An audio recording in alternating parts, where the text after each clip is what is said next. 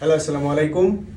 আপনারা যারা প্রথম তবলা কিনছেন বা তবলা বাজানো শিখতে চান, তো তাদের উদ্দেশ্যে আজকে প্রথম ধাপ যেটা সবাই যেভাবে শুরু করবেন ওইটা আজকে একটু দেখাবো। আপনারা একটু শেষ পর্যন্ত দেখবেন, শেষ পর্যন্ত না দেখলে বোঝা যাবে না। তো চলেন শুরু করা যাক। তো প্রথমে আপনারা যে বোলটা বাজাবেন শুরু স্টার্টে, হাতটা ক্লিয়ার করতে হবে। ফার্স্টে হাতটা যারা জড়তা আছে প্রথম অবস্থায় আগে হাত ক্লিয়ার করতে হবে।